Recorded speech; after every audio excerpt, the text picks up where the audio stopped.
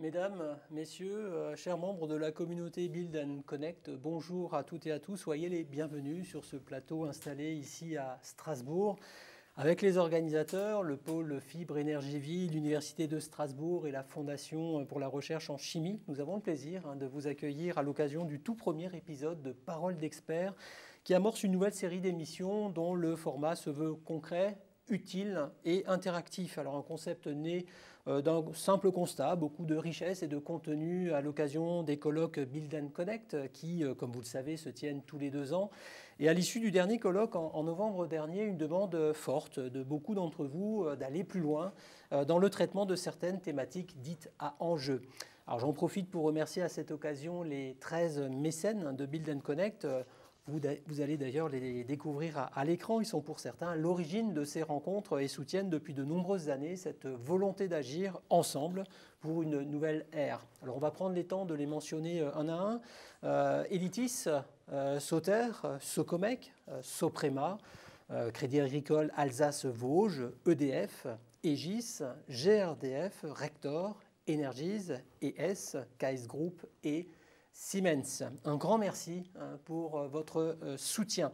Alors tout est en place, soyez donc les bienvenus dans Paroles d'experts dont nous allons vivre ensemble et en direct ce premier épisode sur le thème du stockage pour une meilleure efficacité énergétique du bâtiment, un sujet à enjeu s'il en est. En effet, et comme vous le savez, dans le contexte actuel d'intensification de recherche de solutions pour la protection environnementale, des innovations germent dans le stockage d'énergie pour favoriser notamment le développement des énergies renouvelables. Alors les experts que je vais avoir le plaisir de vous présenter dans les quelques instants nous le confirmeront très probablement. Dès lors que l'on en dimensionne correctement les solutions avec une approche globale, le stockage améliore l'efficacité énergétique et l'impact environnemental de fait. Alors qu'il s'agisse d'utilisation différée, stationnaire ou mobile, de courants alternatifs ou continus, la question clé qui se pose est de savoir quelles sont les déclinaisons possibles et quels sont les différents moyens de stockage disponibles pour les différentes formes d'énergie. Vous l'avez compris, notre panorama sera le plus large possible, où nous évoquerons ainsi les évolutions des technologies traditionnelles basées sur l'énergie thermique, comme les matériaux à changement de phase ou le stockage thermochimique, et aussi les développements rapides des technologies de stockage électrochimique à l'aide de batteries ou d'hydrogène. Alors cette émission est votre émission. Nous la souhaitons la plus interactive possible. Vous aurez donc la possibilité d'intervenir via le chat qui vous est proposé pour nous faire part de vos remarques, de vos questionnements. Le dernier tiers de notre programme, à partir de 12h, 12h05, sera entièrement dédié au débat avec vous, alors n'hésitez pas. Je ne peux pas dire mieux.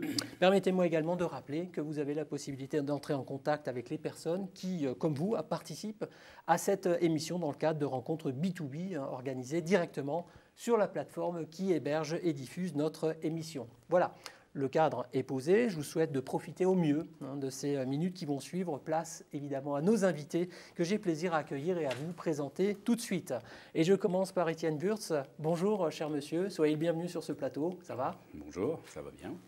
Alors, très heureux de vous accueillir dans cette émission. Vous êtes, cher monsieur, le chef du service d'intégration et réseau énergétique au sein d'une composante majeure du CEA, le CEA Liten. Il s'agit du laboratoire d'innovation pour les technologies des énergies nouvelles et les nanomatériaux qui représente le premier centre de recherche européen, si je suis bien informé, entièrement dédié à la transition énergétique. Peut-être quelques mots complémentaires, je suis évidemment trop sommaire. Oui, merci de me laisser la parole. Donc effectivement, au sein du LITEN, je travaille dans un laboratoire qui s'appelle le CEA INES. Donc ça représente à peu près 400 chercheurs situés au Bourget-du-Lac, au bord du lac du Bourget. Et on y traite de l'ensemble de la filière solaire. Ça va depuis la cellule silicium jusqu'à la gestion des quartiers, en passant par les modules, par les batteries, par les systèmes photovoltaïques, par le bâtiment. En fait, on a 3 services. Un service qui traite plutôt de tout ce qui va être la cellule photovoltaïque, un service qui va traiter plutôt du module, et moi, donc, je gère un service qui travaille davantage sur les systèmes. Et dans ce service, 3 laboratoires. Un laboratoire sur les réseaux et micro-réseaux où on va traiter du photovoltaïque. Un laboratoire, on traitera plutôt du bâtiment. Et un dernier laboratoire qui va concerner plutôt l'intervention d'aujourd'hui. On va travailler sur le stockage qui fera un peu l'objet de ces présentations. Merci pour ces précisions et merci d'être avec nous. Nicolas Guillet, qu'on va retrouver en ligne. Bonjour, très heureux de vous accueillir de façon un peu plus virtuelle. Tout va bien ? Oui, bonjour, tout va bien. Je suis sur Chambéry, moi, donc dans le laboratoire que vient de citer Étienne, et je travaille sur le stockage de l'énergie électrique au sens large. Alors j'allais en effet vous présenter en tant que chercheur au CEA Liden. Vous êtes basé sur le campus INES, donc l'Institut national de l'énergie solaire, du côté du Bourget-du-Lac en Savoie. Vous êtes bien heureux. Alors quelles sont vos expertises plus précisément, cher monsieur ?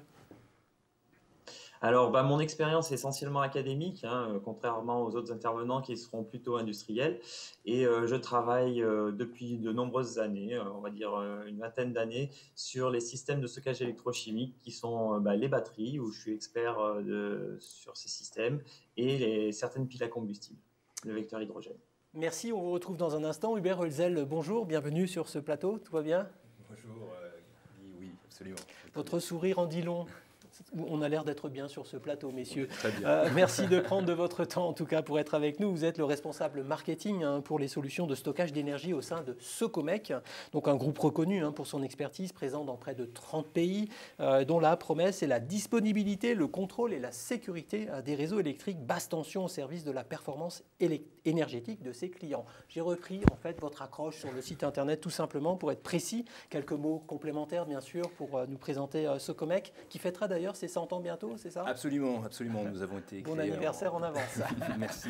Nous avons été créés en 1922, donc effectivement nous fêtons nos 100 ans l'année prochaine. Donc effectivement une entreprise orientée sur la performance énergétique de nos clients, avec trois pôles d'expertise, une partie plus coupure, protection des biens et des personnes, une partie conversion, donc pour garantir la qualité de l'énergie et je dirais la disponibilité de l'énergie, et une troisième expertise qui est plutôt sur la mesure et les outils qui permettent d'analyser la mesure énergétique. Et c'est ce qui a permis effectivement ces trois expertises ont donné naissance à notre activité sur le stockage de l'énergie, parce que c'est en fait les trois éléments indispensables pour pouvoir mettre en place une solution de stockage de l'énergie. Très bien, merci beaucoup. Marc Efter, bonjour, très heureux de vous accueillir également. Merci d'avoir accepté notre invitation, ça va ? Bien, merci, bonjour à tous. Cher monsieur, vous êtes le directeur de l'innovation chez Ager Group, donc c'est l'un des groupes majeurs en matière d'innovation dans le secteur électrique, avec une clientèle répartie dans près de 150 pays, je crois. Alors je suis sûr que vous avez envie d'en dire un peu plus encore sur Ager. Oui, alors Ager est une entreprise familiale et notre cœur de métier, c'est la distribution, le matériel pour la distribution électrique dans les bâtiments. Notre client, c'est l'installateur électrique. On a un focus sur le marché résidentiel qui compte à peu près 80% de notre activité. Le marché résidentiel, ça va être les maisons individuelles et l'habitat collectif. Et puis le reste, c'est du tertiaire. Typiquement, ça va être un supermarché, un collège, un hôpital, une clinique, ce type d'objet. Alors les produits qu'on commercialise, qu'on pourra voir sur la page suivante, sont les armoires qu'on voit en haut à gauche, avec tout l'appareillage de protection des biens, mais aussi protection des personnes. Ça, c'est vraiment le business historique de Ager, notre activité cœur. Et puis, on a ajouté à cette compétence d'autres produits. On a vu des bornes de charge. Et puis, depuis 3 ans, nous avons acquis cette entreprise qui s'appelle E3DC, qui est une entreprise allemande et qui commercialise des systèmes de stockage stationnaires pour les bâtiments, principalement le résidentiel. Et on couvre toute une gamme d'applications. Et la finalité de ces systèmes, c'est d'augmenter l'autonomie énergétique des bâtiments, combinée à de la production photovoltaïque. Merci, un très grand merci à tous les quatre d'être avec nous. On va profiter au maximum de votre présence, messieurs, de vos expertises, de vos expériences pour donner un peu de corps à notre dialogue qui va s'engager. Je voudrais qu'on pose un peu le sujet à travers une analyse un peu fine des enjeux, des principales problématiques induites par le stockage au service d'une meilleure efficacité énergétique dans le bâtiment. C'est notre thème de la matinée. Alors Étienne Wurtz, c'est vers vous que je me tourne. Est-ce que vous pourriez prendre le temps, on parle d'une dizaine de minutes environ, pour nous exposer votre vision du sujet dont nous parlons ce matin? En quoi le stockage devient-il un enjeu majeur en matière d'efficacité énergétique dans le bâtiment? Quelles sont les différentes déclinaisons d'ores et déjà opérationnelles? Les autres aussi, les tendances, vers quoi tendent les innovations qui émergent aujourd'hui? Alors je sais, je pose beaucoup de questions, je sais que vous maîtrisez aussi les réponses, j'en suis certain, et juste après votre intervention, on prendra évidemment le temps de bavarder avec nos invités. Je vous cède la parole pour ces quelques minutes. Merci Guy. Alors effectivement, je vais, en guise d'introduction, on rentrera dans le détail tout à l'heure, mais en guise d'introduction, je vais le traiter par 4 questions. La première question, c'est pourquoi stocker? Pourquoi stocker? C'est parce qu'effectivement, on a un déphasage entre énergie disponible et besoin. On voit sur la figure de gauche, ce qui est numéro 3, cette grande partie, c'est tout l'ensoleillement, par exemple, qu'on va avoir pendant la saison d'été. Et ce qui est intitulé en petit 1, c'est les besoins qu'on va avoir essentiellement dans d'autres saisons, en hiver et donc éventuellement à l'automne. Et on voit qu'on n'a pas coïncidence entre ce qu'on va produire et ce qu'on va stocker. Donc on pourrait se dire, voilà, le stockage, ça va nous permettre de faire coïncider ça. C'est comme ça qu'on a inventé dans les années 2010 le bâtiment à énergie positive et qu'on s'est dit, bâtiment à énergie positive, c'est le bâtiment qui va produire autant d'énergie qu'il va consommer. La preuve, on a tout ce qui est disponible. Mais ce qu'on avait un peu oublié, c'est qu'on n'avait pas de modèle économique pour le stockage intersaisonnier. Et donc un bâtiment qui produit en été ce qu'il va consommer en hiver, finalement, ce n'était pas vraiment le principal enjeu. Et donc, on peut voir sur la fiche de droite le premier histogramme qui montre que l'existant, par rapport à l'utilisé tout à fait à droite, c'est, oui, on a un potentiel qui est énorme. Par exemple, j'ai pris 3 types d'énergie proches, le soleil, le ciel et l'air, on en a d'autres, c'est toutes les énergies de proximité autour d'un bâtiment. Bon, on en a largement assez par rapport à l'utiliser, mais finalement, utiliser l'énergie d'été pour l'hiver, c'est compliqué. Donc on va regarder finalement le coïncident. Coïncident, c'est l'énergie qu'on va avoir à la même période. Et si on regarde le coïncident, donc c'est ce deuxième histogramme, on voit que finalement, on a encore beaucoup plus d'énergie que cette énergie utilisée. Et donc, finalement, l'idée, c'est de se dire, c'est peut-être pas de l'intersaisonnier dont on a besoin, mais plutôt une énergie au bon moment, quand il faut, dans la journée ou dans les plusieurs journées. Et donc, on arrive à un stockage qui va être un petit peu plus limité dans le temps, et donc de se dire, finalement, on va essayer de regarder si, sur une même saison, on va pouvoir stocker cette énergie. Donc ça, c'était la première question. Et finalement, le pourquoi, c'est que j'ai de l'énergie d'un côté, j'ai des besoins, ils ne coïncident pas toujours. Alors, ensuite, c'est où stocker? Où stocker? Là, encore, le stockage, il y a 2 éléments essentiels. C'est la capacité dont j'ai besoin et c'est la constante de temps, la durée. Si j'ai besoin de très grandes capacités de stockage et que finalement la durée peut être annuelle, je peux stocker dans le sol, par exemple. Alors stocker sous un bâtiment, et puis j'utiliserai une pompe à chaleur pour l'utiliser. Je peux stocker sous la route. Là aussi, je peux avoir des capacités de stockage qui vont être très très importantes. Et j'utiliserai par exemple le soleil qui va venir sur la route, chauffer la route pour stocker en dessous. Ou j'utiliserai les panneaux solaires que j'aurai mis sur mon bâtiment pour stocker à l'intérieur. Et là, j'ai des capacités de stockage à très grande échelle. Ce n'est pas toujours ce dont j'ai besoin. Et je peux aussi avoir besoin, à l'inverse, d'une très très forte concentration du stockage. Et donc la très très forte, c'est ce qu'on a en haut à droite. On va appeler ça le stockage thermochimique, donc dans un sel.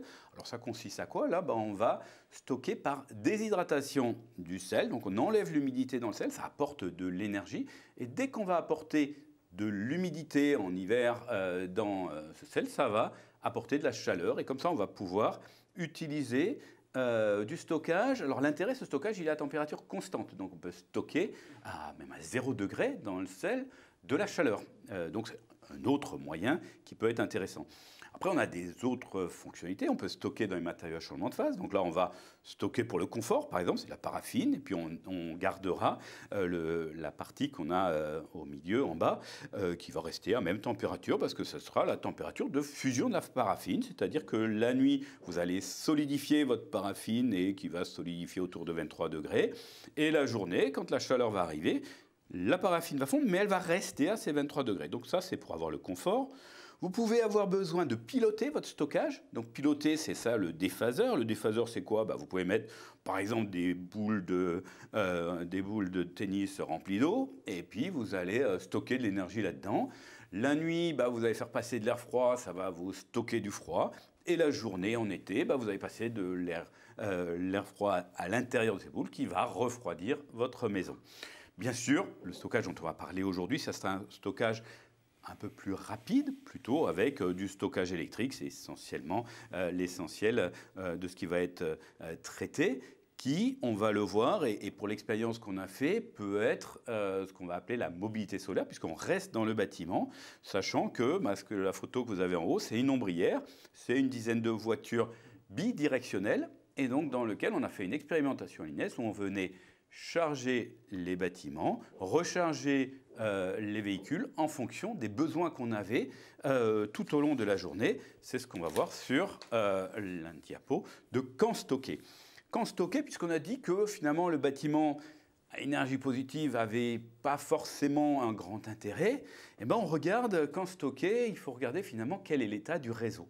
Et plutôt que de se dire, moi je veux un bâtiment à énergie positive qui va regarder tout au long de l'année comment j'ai un bilan équilibré, ce bâtiment, il va regarder le réseau. Et comment il va fonctionner? Il va se dire, si dans votre réseau, vous avez énormément d'énergie renouvelable, à ce moment-là, c'est peut-être pas la peine de stocker. Autant les utiliser. Vous les utilisez dans votre bâtiment et vous pouvez consommer. Et à ce moment-là, vous consommez, mais aussi vous allez charger vos batteries. Et donc, vous allez avoir un certain stockage qui va se faire, mais à l'inverse, et c'est donc la diapo que vous voyez en haut à droite, elle va vous donner le taux de CO2 à l'intérieur de votre réseau électrique. Et ce taux de CO2, il varie énormément dans la journée. Et le vrai enjeu qu'on a, je le présentais au départ du LITEN, c'est d'arriver à moyen terme à une énergie électrique totalement décarbonée. Si je veux arriver à une énergie totalement décarbonée, bien sûr, il faut que je rajoute de l'énergie renouvelable dans mon réseau. Il faut bien sûr que je fasse la sobriété dans le bâtiment, mais il faut aussi que chaque fois que j'aurai besoin d'une énergie finalement carbonée, je puisse m'effacer. Et s'effacer, ça veut dire tout simplement utiliser l'énergie que j'aurai stockée dans les périodes. On a fait en bas à gauche une expérimentation sur nos petites maisons. On a 4 maisons expérimentales à l'INES. Et en stockant, et donc qu'est-ce qu'on fait là? Si on compare les deux figures, on stocke dès qu'on a une énergie très carbonée. On vient stocker, donc quand on stocke, on augmente la température dans le bâtiment. C'est pas grave, on peut arriver à 23, 24 degrés, y compris en hiver. Et dès qu'on va avoir une énergie carbonée, on va laisser descendre, et puis on va descendre, et il fera 22 degrés. Une maison qui est bien isolée, on a maximum 2 degrés d'écart dans la journée, et donc on peut jouer avec, et on peut piloter notre bâtiment de façon à avoir toujours une certaine énergie. Et en gros, là, on a constaté qu'on était capable de stocker l'équivalent de 30 kWh à l'intérieur de la maison, si je le gérais correctement. Ça nous emmène à notre dernière diapositive, qui est de combien stocker. Et effectivement, il faut aussi regarder ces différences. Et si vous voyez, une maison en béton, s'il fait 0 degré dehors, 20 degrés dans la maison, vous avez à peu près 500 kWh de stockage à l'intérieur du béton. Donc c'est quelque chose qui va être énorme, puisque une voiture classique, on est de l'ordre de 50 kWh. C'est à peu près la même chose qu'un ballon d'1 mètre cube d'eau. Et bien sûr, un vélo électrique, il aura 0,5 kWh. Ça ne veut pas dire qu'il va falloir privilégier une énergie de stockage par rapport à l'autre. On ne va jamais pouvoir faire cuire un poulet avec notre maison énergie qu'on aura stockée dans l'énergie en béton. Mais ça veut dire que si je veux bien utiliser l'énergie, il faut que je réfléchisse correctement à l'utilisation et à la nature de cette énergie de stockage. Et stocker de l'électricité pour faire de la chaleur, il faut bien réfléchir parce que économiquement, on a des modèles qui risquent d'être beaucoup plus intéressants. Alors qu'effectivement, l'électricité est une énergie noble qu'il va falloir stocker dans de très bonnes conditions. Et puis la suite, on en parlera un petit peu tout à l'heure. Je vous l'ai laissé pour la suite de la présentation. On verra ce que c'est que l'hydrogène là-dedans. Merci Étienne Wurtz pour cette présentation experte et pédagogique. On va pouvoir en effet lancer la conversation. N'oubliez pas, vous pouvez vraiment poser vos questions dès maintenant sur le chat. On les prendra tout à l'heure à partir de midi 5 pour converser avec vous et l'ensemble de nos invités. On a de quoi lancer une conversation passionnante. Vous restez avec nous, Monsieur Wurtz. On va faire un premier tour de table, peut-être déjà. Allez, je me tourne vers Nicolas Guillet. Tiens, comme il est à distance, on va le traiter de manière privilégiée. Il n'a pas pu venir à Strasbourg aujourd'hui. Quelles sont les 2-3 idées clés que vous retenez de cette présentation? Allez, pour s'échauffer un petit peu. Bon, Étienne a présenté très clairement. Pour moi, dans le bâtiment, l'énergie est présente essentiellement sous 2 formes, thermique et électrique. Et donc, la gestion de ces énergies passe principalement par 3 types de réseaux, avec échange de chaleur, consommation de gaz et d'électricité. Et donc, dans l'avenir, les bâtiments pourront produire, échanger de l'énergie électrique, de la chaleur, voire même du gaz. Et puis, un point important, c'est que pour moi, il n'y a pas de solution universelle, mais une recherche de solutions optimales plutôt, qui va dépendre de l'emplacement géographique, des critères économiques et aussi de l'acceptation sociologique des solutions qui sont proposées.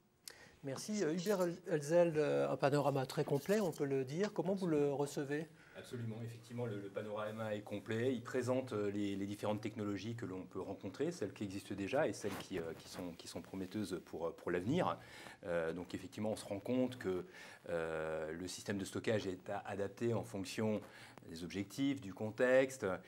Nous, chez Secomec, on est clairement sur le stockage électrique, plus spécifiquement.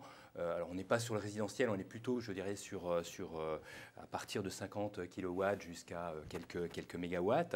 Donc on va proposer des solutions complètes basées donc sur le stockage électrique qui vont répondre, mais on aura l'occasion d'en reparler, à différentes applications, que ce soit au sein du bâtiment ou globalement sur la chaîne de valeur de l'électricité. Merci Marc Helfter. Sans trop entrer dans les détails, votre première impression? Oui, alors moi j'ai retenu déphasage entre la production et la consommation, ce qui justifie en fait ce besoin de stocker. Ensuite, on peut se poser la question, est-ce que je stocke à court terme? C'est aujourd'hui la plupart des solutions, c'est du stockage court terme, c'est-à-dire 1-2 jours.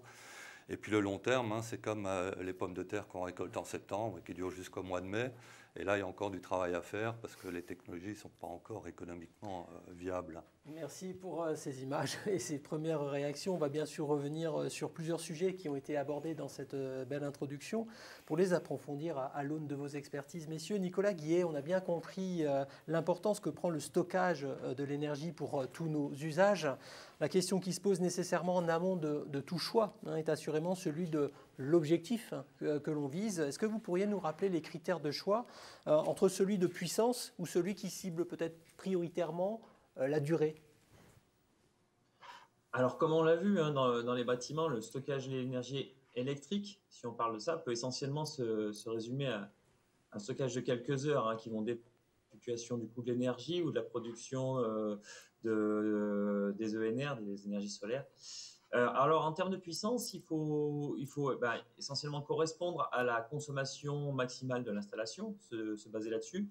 Et en termes d'énergie, il faut dimensionner de manière optimale finalement le système de stockage, car s'il est surdimensionné, il ne sera jamais ou très rarement utilisé à son plein potentiel et l'investissement, qu'il soit économique ou environnemental, risque de ne jamais pouvoir être rentabilisé. C'est tout simple. C'est tout simple, en effet, Hubert Elzel, c'est aussi simple que ça, ce choix à faire? Alors, c'est pas aussi simple que ça. C'est vrai que, comme je le disais tout à l'heure, ça dépend vraiment de l'usage que l'on souhaite en faire. Et donc, on a différentes solutions. Alors, je propose peut-être de prendre un exemple qui est le stockage que l'on va mettre en place en complément de la production photovoltaïque, par exemple. Donc là, on l'a bien vu tout à l'heure, qu'il s'agissait effectivement de rendre cohérents les courbes. Elles ne le sont pas naturellement. Et le stockage va permettre effectivement d'utiliser au moment où on a moins de production, la production qu'on aura stockée préalablement. Donc il y a un critère important qui convient, je dirais, de prendre, qui est ce qu'on appelle le taux d'autoconsommation. Le taux d'autoconsommation est en fait la partie que l'on vient, je dirais, consommer sur la production totale. Donc ça, c'est un critère qui permet aussi un peu de voir quelle est je ne vais pas dire l'efficacité, mais comment on va positionner ce système de stockage. Donc, par exemple, ici, dans notre région, dans le Grand Est, la région porte un projet qui s'appelle le projet Climaction. Voilà, tout à fait. Ce projet a différents volets. Un volet qui est plus orienté sur la partie rénovation thermique des bâtiments, mais également un volet d'accompagnement des acteurs sur le développement des énergies renouvelables. Et ils ont clairement positionné aux alentours des 70%, légèrement au-dessus de 70%, la limite d'autoconsommation. Donc ça, ce sont des critères importants, et c'est des critères que nous allons prendre en compte pour dimensionner nos systèmes, comme le disait Nicolas, tant, je dirais, en puissance qu'en énergie. Et quand on parle plus spécifiquement de stockage de production photovoltaïque, on voit aujourd'hui la tendance à aller sur 4 heures, 6 heures, 8 heures, voire 10 heures, je dirais, de stockage sur les grands champs photovoltaïques. Marc Helfter, qu'est-ce que vous souhaitez dire sur cette question du choix? Alors, en termes de choix, moi j'ai mis l'accent sur la durée de vie des batteries qui aussi peuvent faire l'objet de choix ou de configuration. Et sur les deux exemples que je présente, on a donc une batterie qui a 100% de capacité. Sur une voiture, on va utiliser complètement cette capacité en permanence, ce qui permet de faire à peu près de 800 à 1000 cycles.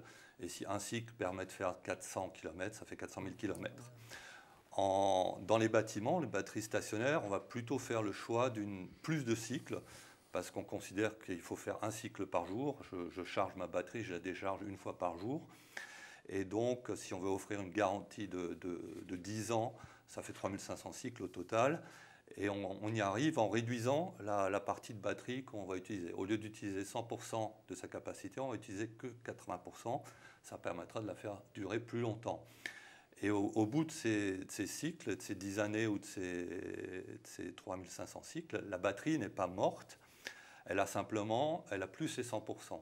C'est-à-dire qu'au bout de 10 ans, les garanties sur les batteries, c'est qu'au bout de 10 ans, on garantit 80% de la capacité à neuf. Et ce qui permet, en fait, aujourd'hui, on a des batteries qui durent 20 ans et qui fonctionnent toujours. Simplement, pour un véhicule qui parcourrait 400 km à neuf, il va en faire plus que 300 ou 320 après ces 10 années de service. Messieurs, merci pour ces premières précisions. Est-ce qu'on pourrait établir ensemble un panorama très précis des différentes possibilités techniques disponibles aujourd'hui en matière de stockage d'énergie, aussi peut-être expliquer comment ça marche tout simplement? On va bien sûr distinguer les deux types de systèmes entre le thermique et l'électrique. Nicolas Guillet, je me tourne vers vous. Est-ce que vous pouvez présenter brièvement les différents types de stockage et leurs vocations respectives? Alors, si je disais que c'était tout simple tout à l'heure, c'était vraiment une boutade. C'était que c'est pas si simple que ça. Nous avons rebondi sur la boutade aussi, je vous rassure. Sur les aspects stockage, je ne vais pas rentrer dans les détails, mais grosso modo, le stockage d'énergie thermique est plutôt facile. Il est déjà présent dans tous les logements avec le ballon d'eau qui est alimenté par un panneau solaire thermique, de l'électricité ou du gaz. Pour le stockage électrique, c'est déjà beaucoup plus compliqué. Le stockage électrique peut se faire par des barrages avec pompage, qui s'appellent des barrages STEP, comme celui de Grand Maison dans les Alpes, ou l'ancien barrage du lac Noir dans les Vosges, par exemple, qui a été détruit depuis quelques années. En revanche, à l'échelle du bâtiment, c'est clair que ce n'est pas adapté. Et les stockages électrochimiques sont les plus pertinents. On peut stocker l'énergie électrique avec ces systèmes sous forme chimique, que ce soit dans les batteries, que ce soit lithium-ion, plomb, nickel-cadmium, ou les systèmes piles à combustible réversibles. Marc Helfter, quels sont les autres systèmes ou types de stockage existants? Comment ça fonctionne? Alors, pour ce qui nous concerne, on est dans le stockage électrique, électrochimique, et on utilise le lithium-ion. Il y avait aussi le plomb qui était utilisé. Je dis qui était parce que le plomb est vraiment adapté à l'usage sur un véhicule, parce qu'on l'utilise pour démarrer le moteur. Ça va être de courte durée d'utilisation, et ça, la batterie plomb supporte très bien. Ce que n'aime pas la batterie au plomb, c'est d'être vidée complètement, et là, elle vieillit très mal. Alors c'est toujours utilisé le plomb, mais je dirais qu'aujourd'hui tous les systèmes de stockage stationnaire qui sont vendus, et toutes les voitures aussi, utilisent le lithium-ion parce que ça tient mieux dans la durée, ça fait plus de cycles. Et aujourd'hui, à l'instant T, c'est une des meilleures technologies pour ce type d'usage. Aussi une densité d'énergie importante. Hein, quand il s'agit d'un véhicule qui est mobile, la densité d'énergie importe beaucoup. C'est moins vrai dans les bâtiments où généralement on a assez de place pour mettre une armoire imposante. Un peu plus imposante. En effet, Monsieur Holzel, Oui, donc on parle effectivement beaucoup de stockage dans le bâtiment, mais le stockage est présent sur l'ensemble de la chaîne de valeur, comme on peut le voir à l'écran, de la génération à la consommation. Donc on va retrouver le stockage, par exemple, dans la partie génération, à proximité ou en colocation, ce qu'on appelle en colocation avec les énergies renouvelables. On sera plutôt là pour proposer du stockage qui vient faciliter l'intégration de la production dans le réseau et donc lisser l'injection en fonction d'un profil qui aura été défini préalablement avec l'opérateur. On retrouve aussi le stockage de l'énergie au niveau des réseaux de transport et de distribution.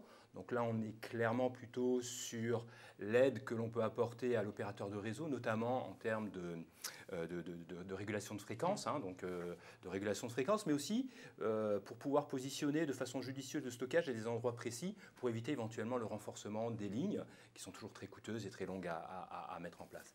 Et ensuite, on va s'intéresser plus au stockage positionné dans ce qu'on appelle le behind the meter, donc derrière le compteur, hein, où on a également différents cas de figure. Tout d'abord, dans ce qu'on appelle les commercial et industrial buildings, où le stockage va être essentiellement là pour deux raisons. La première, c'est de réduire la facture énergétique du bâtiment et de nos clients et apporter du backup, donc en cas de coupure, volontaire ou non, une déconnexion du réseau, on va pouvoir fonctionner de façon complètement autonome. Le résidentiel, alors c'est un secteur aussi de stockage. On n'est pas des spécialistes, là je laisserai Marc. Voilà, Marc sera beaucoup plus compétent en la matière. Par contre, on vient également mettre du stockage sur les infrastructures de recharge du véhicule électrique. Et là, on est essentiellement sur une fonction qui permet de ne pas, je dirais, positionner l'abonnement, le raccordement au réseau à la valeur maximale. Quand toutes les bornes de recharge sont utilisées, ça amène à un niveau de puissance. On n'est pas obligé d'aller jusqu'à ce niveau de puissance. Grâce au stockage, on va pouvoir baisser, je dirais, ce niveau d'abonnement. Et enfin, deux autres applications sur lesquelles on est également positionné, c'est la partie, ce qu'on appelle le Isolated Microgrid. Donc, c'est des réseaux qui ne sont pas connectés au réseau principal et pour lequel le stockage va, en combinaison avec la production ENR, au fil du temps, remplacer les générateurs diesel. Et puis le tout dernier, donc tout ce qui est mobile energy storage, et comme son nom l'indique, c'est du stockage plutôt temporel que l'on vient mettre sur certains lieux, certains endroits, typiquement pour un concert, typiquement pour un camp de réfugiés, typiquement pour un chantier ponctuel où on a besoin d'apporter une énergie ponctuelle à cet endroit-là. Merci pour ces précisions. Merci aussi à vous, mesdames, messieurs. Le chat est très dynamique. J'espère que vous avez tous du temps parce qu'on va rester un moment, je crois encore. À titre d'illustration, en tout cas, je voudrais vous proposer un court reportage en images. On y parle des enjeux de l'hydrogène dans le bâtiment à partir de sources d'énergie locales et renouvelables. On se rend chez Sylfen dans la région de Grenoble pour y découvrir une solution labellisée Solar Impulse. On se retrouve juste après. Images. We spend our lives in buildings. Now renewable energies are cheaper every day. To protect natural ecosystems, the best place to develop solar energy is at buildings, directly where the energy is being used. But the problem is, how do we manage its intermittency? We develop a turnkey solution of hybrid energy storage with batteries and a proprietary reversible electrolyzer and fuel cell technology, so that the building owners can now achieve their energy transition objectives. Hydrogen enables to store several megawatt hours on a single parking space at a super low cost, while batteries provide the cheapest option for high flexibility and peak power coverage. The Smart Energy Hub is a fully automated solution to take advantage of all of the local renewable energy when available. and supply it back to building to increase its energy autonomy. Impact is huge on CO2 emissions, lowering gas usage for heating and the purchase of power with high CO2 content. Mass deployment of such solution on new and renovated buildings could cut a third of the whole building sector CO2 emission by 2050. Sylvain, Nicolas Guillet, une réaction à cette courte présentation. L'hydrogène, on en parle beaucoup, et là, c'est du concret? Oui, effectivement, c'est un exemple de développement concret, de solution qui a été développée pour répondre aux besoins en énergie à la fois thermique et électrique des bâtiments, et qui intègre les solutions les plus efficaces et les plus performantes, c'est-à-dire une pile à combustible qui fonctionne à haute température, qui est réversible, et des batteries pour stocker localement, avec une grande quantité d'énergie et un volume réduit, et un coût compétitif, cette énergie. Hubert Holzel, est-ce qu'on peut évoquer le sujet de l'efficacité des différentes techniques disponibles? Quel est le degré de rentabilité? Est-ce qu'on peut prendre quelques exemples, en fait, pour être très précis? Absolument, absolument. Tout d'abord, je souhaiterais revenir sur le reportage de Sylvain qui est vraiment très intéressant et qui montre quelque chose qui consiste à dire qu'on n'a pas une technologie, mais le futur, ça va être la complémentarité des différentes technologies. Hein. Typiquement, le stockage sur batterie que nous connaissons bien, donc le stockage électrochimique, c'est clairement pour du stockage qu'on appelle intraday sur un cycle de 24 heures, où on va avoir un cycle complet en fonction, je dirais, des applications que l'on souhaite mettre en place. Mais ça reste à l'échelle d'une période relativement réduite qui est la journée. Le vecteur hydrogène qui a été évoqué donc, au travers de Sylvain est extrêmement intéressant parce qu'il apporte d'autres perspectives. Il apporte effectivement cette perspective d'un stockage saisonnier. Si on reprend l'exemple du photovoltaïque, on produit beaucoup d'énergie en été, or on l'utilise en hiver. Donc la complémentarité des deux systèmes qui vont d'un côté proposer sur un cycle de 24 heures la gestion effectivement de l'autoconsommation, etc. Mais de pouvoir ensuite avoir en complément un stockage hydrogène en intersaisonnier, c'est quelque chose qui va effectivement permettre de rentabiliser davantage ce système-là. Alors juste pour revenir sur votre question, parce que je ne l'ai pas oublié, sur l'efficacité, donc si on parle de système de stockage sur batterie, on a un critère qu'on appelle le round trip efficiency, qui est en fait l'énergie qui va transiter vers la batterie au travers du convertisseur, qui va être stockée et qui ensuite va repartir sur le réseau. Donc aujourd'hui, on a une efficacité de l'ordre de 90%.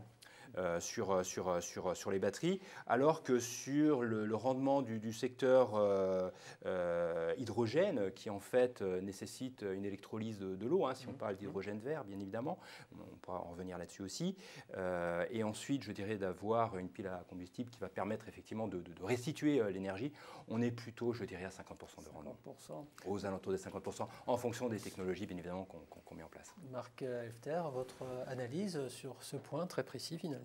Alors moi, je vais y répondre dans le contexte du résidentiel avec des batteries lithium-ion, courte durée de stockage. Hein, je ne parle pas de l'intersaisonnal comme l'hydrogène. Si vous n'avez pas de batterie, vous avez simplement une installation photovoltaïque, vous pouvez espérer consommer 20 à 30% de votre production. Et en y ajoutant une batterie, on va passer de 70 à 90% suivant l'endroit où on habite. Et alors, ce n'est pas l'autoconsommation qui est vraiment intéressante, c'est le degré d'autonomie qu'on atteint, parce que si j'ai une toute petite installation photovoltaïque, je vais tout consommer, mais j'aurai un bilan énergétique de mon bâtiment qui ne sera pas intéressant. Donc il faut trouver l'équilibre entre la production et la capacité de stockage pour atteindre des degrés d'autonomie de l'ordre de 80-90%. Ça veut dire que je n'achète plus que 20% de mon énergie au réseau. Le reste, je le fais moi-même, hein, comme mes tomates. Comme les tomates. Nicolas Guillet, comment peut-on... Je ne savais pas qu'on parlerait de tomates aujourd'hui. Et de pommes de terre. Et de patates. Comment peut-on hiérarchiser, Nicolas Guillet, actuellement les différentes technologies hein, que vous évoquez en fonction de leurs différents intérêts? Quelles sont les technologies, je mets des guillemets, hein, mais qui savent coexister? Quels sont les mix possibles et pour quelle rentabilité, bien sûr? Là aussi, peut-être des exemples nous parleront. Alors, au niveau de la solution proposée par Sylvain, c'est bien une coexistence d'un électrolyseur à haute température qui a un rendement un peu supérieur à 50% complet, et puis la combustible réversible, et de batterie. Donc on associe les deux. Alors après, si on considère que les batteries en elles-mêmes, il y a beaucoup de batteries différentes. Et si les batteries lithium-ion ont révolutionné le stockage électrique au cours des 20 dernières années avec une très grande densité d'énergie, dont on a parlé tout à l'heure, un prix qui a extrêmement fortement décru, ces batteries, elles présentent également une grande diversité d'utilisations possibles. On peut les utiliser pour la puissance, pour l'énergie, et c'est un peu, j'appelle ça souvent le couteau suisse du système électrochimique, la batterie lithium-ion. On l'utilise un peu pour tout. Cependant, même dans la grande famille des batteries lithium-ion, il existe des grandes différences, que ce soit en termes de densité d'énergie, de puissance acceptée, de durée d'utilisation, et notamment d'espérance de vie, comme on en a discuté tout à l'heure. Après, il y a d'autres technologies qui perdurent, hein, qui seront toujours techniquement et économiquement intéressantes. Et puis, il y a de nouvelles solutions qui essaient quand même de se frayer un chemin parmi toutes ces solutions. Et puis, dans le monde où le lithium-ion a clairement établi une très forte pression.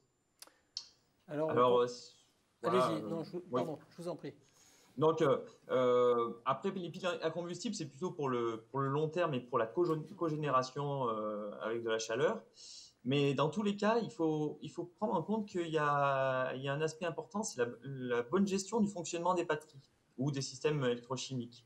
Ça, c'est indispensable pour assurer une bonne durée de vie et une sécurité importante et une bonne efficacité et rentabilité des systèmes. Enfin, si une batterie est mal gérée, même si c'est la meilleure batterie du monde, elle ne durera pas plus longtemps que celle de votre téléphone portable, par exemple. Donc ça, c'est un aspect très important. Et je sais que les gens de Socomec et de Hager prennent cet aspect très au sérieux. Alors on comprend bien les avantages possibles en fonction des usages que vous décrivez tous très bien, messieurs, mais il faut aussi évoquer les contraintes, les difficultés, voire les limites technologiques. Nicolas Guillet, un point là-dessus. Alors, parmi les limitations technologiques, on peut considérer les aspects liés à l'impact environnemental, les ressources en minerais, est-ce qu'ils sont de qualité et de quantité suffisante pour faire des batteries sur le long terme, par exemple. Et puis, il faut aussi développer des filières de recyclage efficaces et performantes de ces matériaux, que ce soit ceux des batteries ou ceux de l'électronique de puissance également. Et puis, il y a un autre aspect qui est intéressant qu'on essaie de mettre en place, c'est une certaine harmonisation, une standardisation des chimies des batteries pour favoriser à la fois des développements efficaces et puis un recyclage efficace. Étienne Burse, sur ces limites, les difficultés liées aux différentes technologies, quel est le point majeur que vous souhaiteriez mettre en exergue ?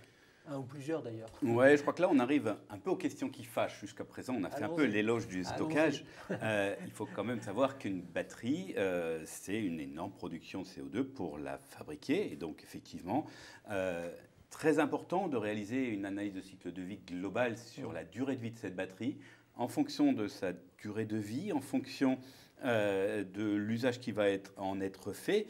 Je prendrai l'exemple d'une trottinette électrique qui remplace un piéton. L'impact environnemental est catastrophique, alors que le vélo électrique qui remplace la voiture thermique, l'impact environnemental sera très intéressant. Si on regarde l'échelle du bâtiment, si effectivement je prends une batterie pour être en autoconsommation et moi ça permet d'utiliser mon énergie photovoltaïque à l'intérieur de mon bâtiment, alors que mon voisin finalement il n'a pas de photovoltaïque et lui il utilise le réseau de charbon, d'électricité fournie par le charbon, ce sera catastrophique, alors qu'il aurait simplement à utiliser l'énergie photovoltaïque qui est fournie par le voisin. Donc on prône l'autoconsommation, mais attention, et c'est pour ça qu'on doit aller vers de l'autoconsommation collective, changer d'échelle pour se dire, finalement, ça peut être peut-être beaucoup plus intéressant de mieux gérer que de stocker, parce qu'effectivement, la batterie, donc, c'est du CO2, c'est de l'épuisement de ressources, c'est un problème de risque, c'est un problème d'incendie, vous avez des contraintes normatives, c'est pas un produit qui va être totalement sans impact. Et je crois qu'il faut être très prudent et se dire le stockage va être particulièrement pertinent uniquement s'il est particulièrement bien utilisé. Merci, on n'est pas fâché. vous voyez. Mais que nous disent les industriels, Marc Helfter, sur ces contraintes, ces difficultés? Alors, parmi les difficultés, ces solutions restent toujours assez chères, malgré la baisse de prix qu'on a vue ces dernières années. Ça reste quand même assez cher. Ça, c'est une première remarque.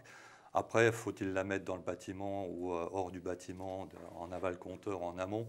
Je pense que ça a été dit aussi, la bonne solution, c'est une combinaison de plein de choses différentes, parce qu'il n'y a pas une solution magique qui résout tous les problèmes. Et après, je pense qu'au niveau recyclage, puisqu'on a parlé des matériaux, de l'épuisement des ressources, je pense que les filières de recyclage des batteries, elles existent aujourd'hui, mais elles sont encore artisanales. Et il va falloir travailler là-dessus aussi. Et l'avenir les mines de demain, c'est le recyclage, c'est de refermer les boucles. Et je pense que pour des jeunes qui cherchent un métier intéressant, se lancer dans les filières de recyclage, c'est des filières d'avenir où il y a beaucoup de choses encore à faire. Voilà un message pour notre jeunesse et leurs parents. Et vous, Hubert Holzel, qu'est-ce que vous dites de ces contraintes, voire des risques technologiques aussi qui peuvent être encourus? Absolument, absolument. On a beaucoup parlé dans un premier temps des bénéfices. Là, on est confronté à un certain nombre de challenges et d'enjeux. Moi, j'en citerai 3. Le premier, pour moi, c'est la disponibilité des batteries. On a parlé effectivement de la disponibilité d'un certain nombre de métaux. Moi, je placerais plutôt le sujet sur un autre domaine, vu que là, on parle du stockage stationnaire. C'est qu'aujourd'hui, le marché de la batterie lithium-ion est drivé par le véhicule électrique. Le véhicule électrique, c'est 90% d'utilisation de la batterie au lithium-ion. Donc, vous avez tous vu hier notre président qui inaugurait l'usine, la Gigafactory dans le Nord. Mais des Gigafactories comme ça, il va y en avoir plus de 20 qui vont se développer rien qu'en Europe. Il faut quand même garder quelque chose en tête, c'est qu'à l'horizon 2030, c'est 330 gigawattheures annuels qui vont être, je dirais, qui vont sortir des Gigafactories européennes. Ça veut dire qu'avec 5%, le stockage stationnaire est le parent pauvre, je dirais, du stockage. Et donc, on va être quelque part contraint par les drivers qui vont être mis en avant par le véhicule électrique. Donc ça, c'est une vraie complexité qu'on a. Le deuxième niveau, vous l'avez cité, c'est dans la phase, je dirais, qu'on appelle, nous, Operation and Maintenance. Donc c'est toute la phase où le système de stockage sera actif. Et il est vrai qu'on a aujourd'hui, on est confronté à un problème qui est le problème de l'emballement thermique de la cellule photovoltaïque, voire, je dirais, du feu. Il y a eu quelques exemples en Corée, aux États-Unis également. Mais ce que je veux dire par là, c'est qu'aujourd'hui, les industriels ont commencé effectivement à prendre, je dirais, la mesure, déjà au niveau normatif. On a une norme qui est l'UL 9540A, qui est en fait un standard qui permet de tester l'emballement thermique des batteries. C'est le rôle aussi des convertisseurs, les typologies de convertisseurs. On est spécialiste de la conception de convertisseurs, de choisir une technologie ou une topologie qui va réduire, je dirais, le bruit environnement qui, quelque part, va perturber la batterie. Et enfin, le dernier point, c'est qu'aujourd'hui, dans notre domaine, qui est le domaine du CNI, les batteries sont maintenant installées à l'extérieur. Aux États-Unis, c'est 95% de systèmes de stockage qui sont installés à l'extérieur du bâtiment. Et c'est une tendance que l'on voit arriver aujourd'hui de plus en plus en Europe. Et enfin, le dernier point, je crois qu'on l'abordera tout à l'heure, c'est la fin de vie. Je pense qu'il faut vraiment qu'on aborde ce point-là, la fin de vie des batteries. Le recyclage, mais il y a d'autres solutions aussi. On en parlera dans une question suivante, mais je voudrais revenir sur les cas d'usage. Vous avez déjà pris beaucoup d'exemples, je vous en remercie. J'y associe bien sûr Nicolas Guillet.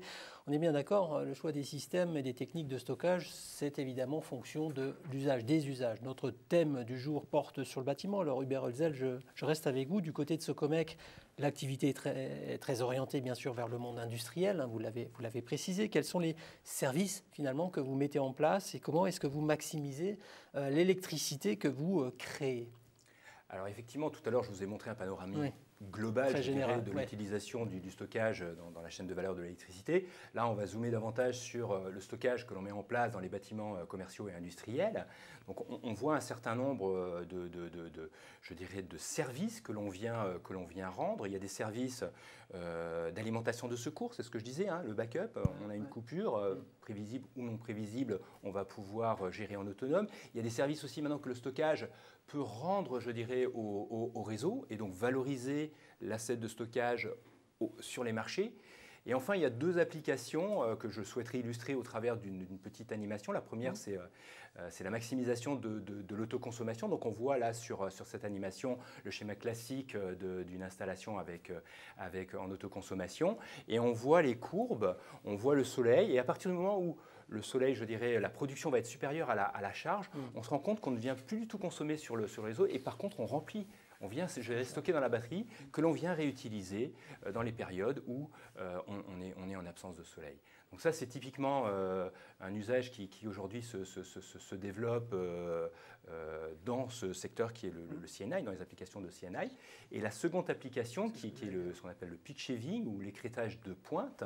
Donc pareil, on part du schéma initial avec les charges, le stockage. Et là, on voit bien une limite qu'on va, je dirais, s'interdire à dépasser, même si la charge du bâtiment, je dirais, va aller au-delà de cette limite. Donc on va limiter l'énergie que l'on vient récupérer du grid à une certaine limite, parce que tout simplement, on va se servir de la batterie pour stocker au moment où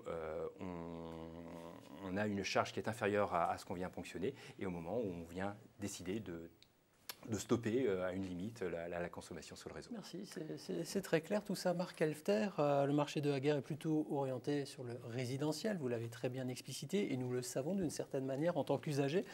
Quels sont justement les nouveaux usages que vous ciblez? Comment évolue votre offre de service en lien avec le stockage? Alors aujourd'hui, la finalité du stockage stationnaire en résidentiel, c'est l'autonomie énergétique du bâtiment lui-même.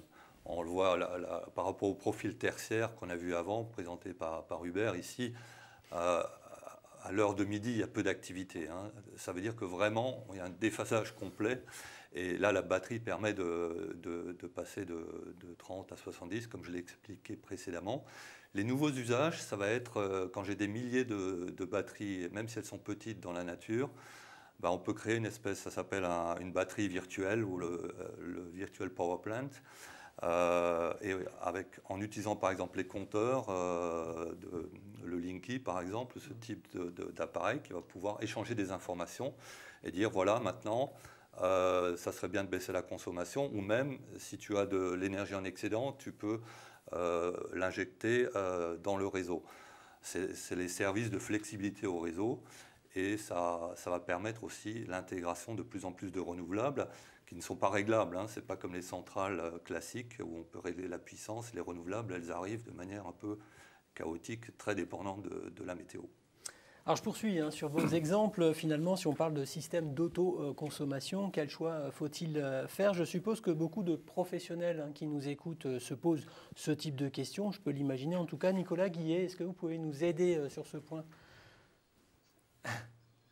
Alors vous aider, je ne sais pas, mais en tout cas pour l'aspect autoconsommation, les solutions qui sont disponibles à l'heure actuelle, il n'y en a pas énormément finalement, et le lithium-ion a clairement supplanté le plomb, même si le plomb présente quelques intérêts en termes de sûreté, de sécurité, et puis c'est recyclable à l'infini, ce qui n'est pas le cas du lithium-ion pour l'instant en tout cas. Mais il y a des nouvelles technos qui voudraient percer, à savoir si elles parviendront à atteindre un certain seuil de rentabilité. Ça, c'est la question qui sera pour l'avenir. Mais géographiquement, il peut y avoir des solutions différentes. Par exemple, pour l'Afrique, ce ne sera peut-être pas forcément les mêmes solutions que pour l'Europe du Nord. Alors on parle beaucoup d'efficacité, à juste titre évidemment, c'est le thème du jour. Du coup, je voudrais rebondir sur la question que vous avez commencé à traiter tout à l'heure. On va parler de recyclage. Le réemploi génère aussi de l'efficacité, me semble-t-il. Plomb, cuivre, batterie. Où est-ce qu'on en est sur ces sujets? Quelles sont les pratiques? Quels sont les potentiels? Qu'est-ce qui est souhaitable au fond? Nicolas Guillet, je reste avec vous. Votre analyse sur ce point? Bon, on l'a déjà évoqué, les ressources en matières premières sur Terre sont forcément limitées. Et si on crée 20 gigafactories en Europe, en plus de celles qui sont créées en Chine ou en Asie, d'une manière générale, on sent bien qu'il va y avoir un problème. Donc là aussi, on l'a évoqué, les filières de recyclage à la fois, les filières de recyclage efficaces sont à la fois indispensables et inévitables pour valoriser ces gisements de matières premières qui représentent les systèmes qui sont devenus inutilisables. Après, ben, l'aspect réutilisation des batteries de véhicules électriques pour des usages moins contraignants comme le stockage stationnaire présente aussi un intérêt.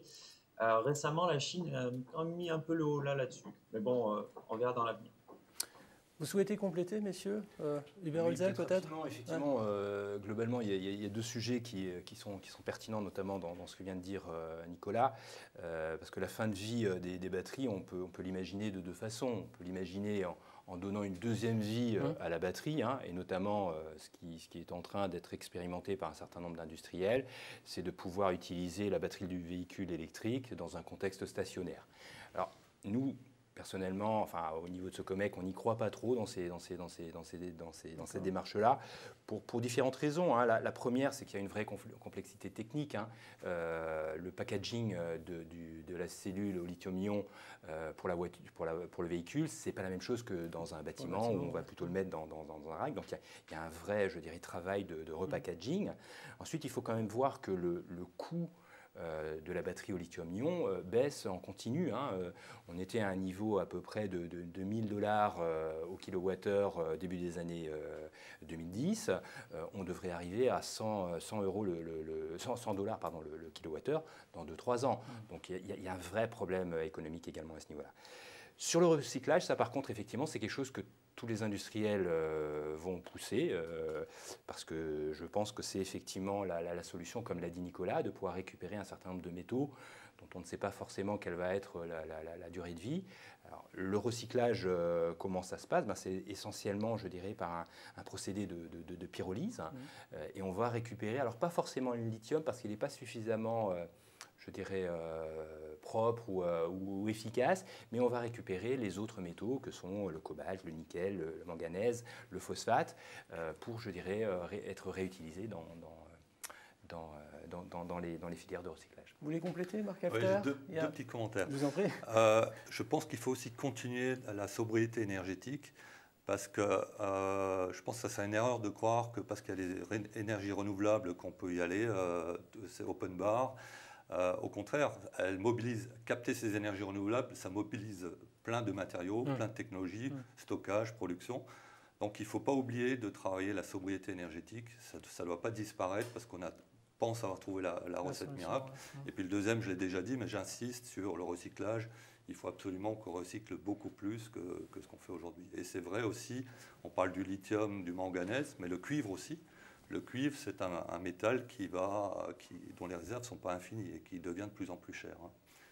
Alors on va parler de perspectives dans un instant, mais je voudrais juste recueillir votre vision de ce qui se passe au-delà de nos frontières rapidement. Hein. Les enjeux sont les mêmes, bien sûr, sans doute ne sont-ils pas forcément abordés de la même manière, du moins c'est ce qu'on peut imaginer. Marc Halfter, votre présence à l'international m'encourage à soulever ce point. Qu'est-ce que vous en dites? Oui, alors aujourd'hui nous vendons principalement nos systèmes de stockage stationnaire pour le résidentiel, hein, je parle uniquement de ce marché-là, en Allemagne. Pourquoi? Parce que l'Allemagne a une électricité très chère par rapport à la France. Elle coûte le double. Hein. Quand vous payez 15 centimes en France, vous en payez à peu près 30 en Allemagne. Ça veut dire que ça change complètement l'amortissement, la période d'amortissement de ce type de technologie qui, dans certains pays, ont du sens et dans d'autres pays, n'ont aucun sens. Après, les principaux critères qui vont permettre le développement, un peu le déploiement de ces énergies renouvelables combinées au stockage, ça va être le niveau de vie qui joue aussi, parce que c'est encore des technologies assez chères. Elles ne sont pas accessibles à tout le monde, il faut aussi en être conscient de ça, même si ça baisse et ça continue de baisser. Il y a une sensibilité verte qui va jouer, l'ensoleillement bien sûr, mais même un pays comme l'Allemagne, qui n'est pas réputé spécialement ensoleillé, mettre du photovoltaïque en Allemagne, ça a du sens, c'est pertinent. Et puis, il peut y avoir des mécanismes de démarrage de marché avec des primes, des réductions d'impôts. L'Allemagne en a fait, mais en France aussi.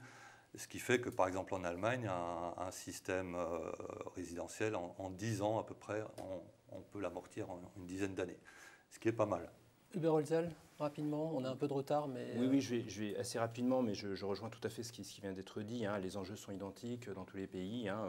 Réduction des gaz à effet de serre, décarbonisation de la production, mais les politiques sont différentes. Hein. Si Marc prenait l'exemple de l'Allemagne. Hein. L'Allemagne a fait un choix fort, je dirais, de développer les énergies renouvelables et de sortir aussi du nucléaire, il faut quand même le préciser, alors que la France a une stratégie qui est vraiment je dirais, bien évidemment de développer les énergies renouvelables, mais le nucléaire a quand même encore une position très, très forte, avec l'hydraulique aussi, qui est très important pour justement les pointes. Donc les enjeux sont les mêmes, les stratégies sont différentes. Donc si on prend l'exemple de pays à forte pénétration de NR, hein, comme l'Allemagne ou par exemple la Californie, avec qui on a beaucoup travaillé, on a ce qu'on appelle le phénomène du duck curve. Donc c'est la courbe de canard qui effectivement montre que d'une période temporelle à une autre, très rapidement, on a une courbe extrêmement importante.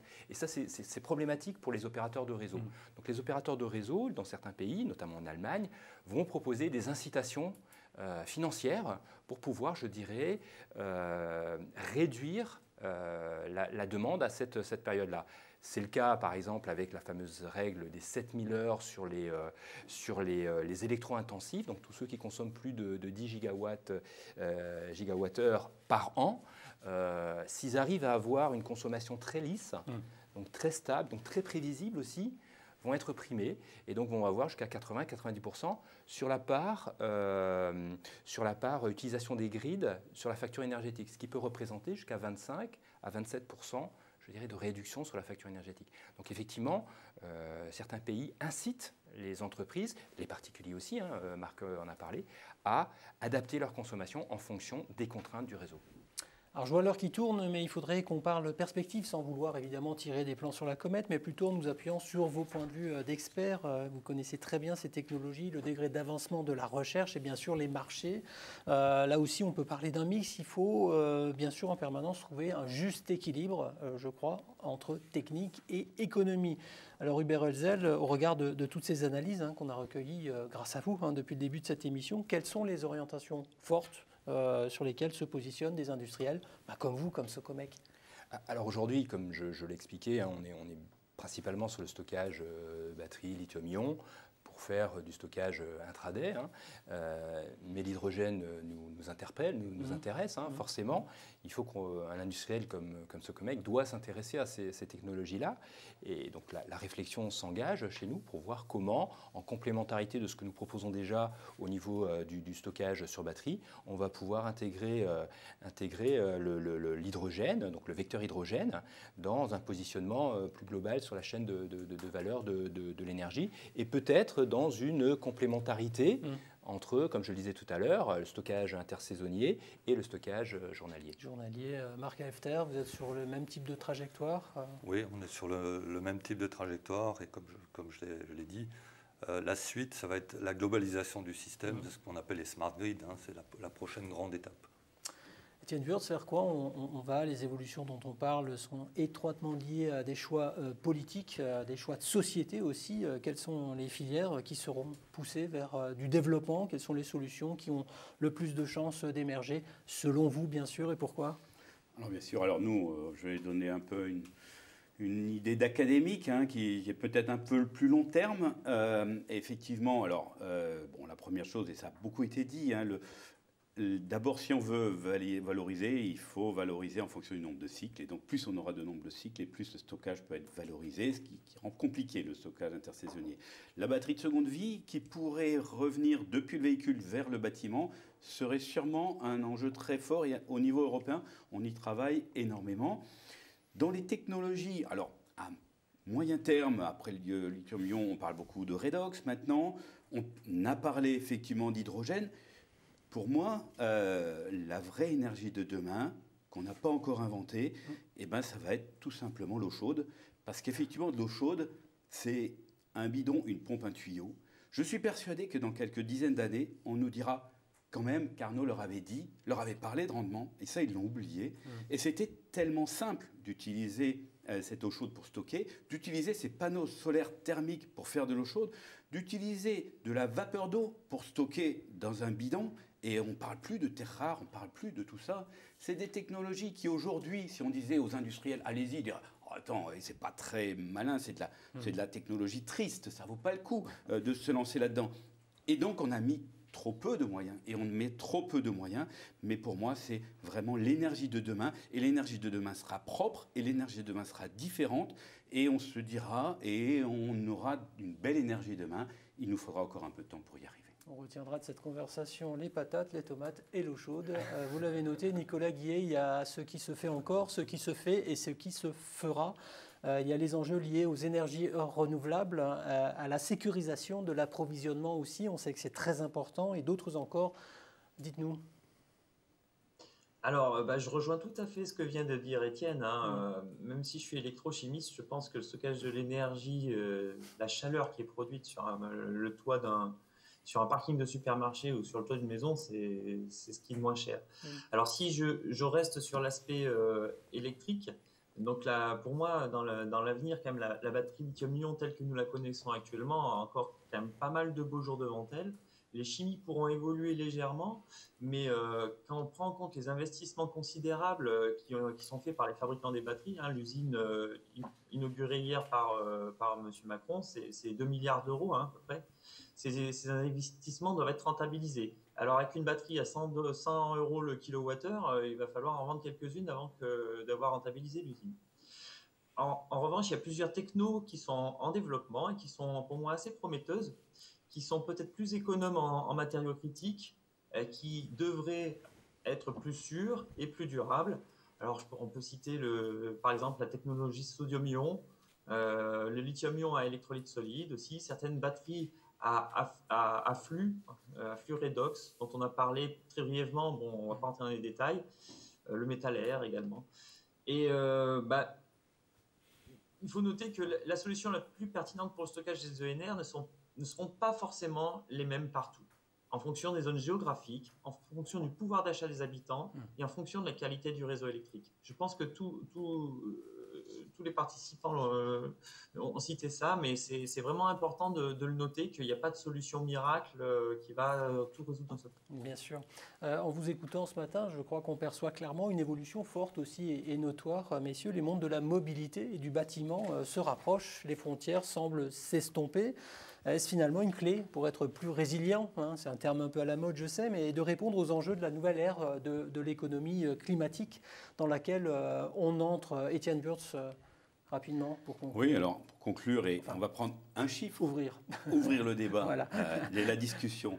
Un chiffre simple. Une année de consommation actuelle d'énergie sur la planète, c'est 20 minutes d'ensoleillement.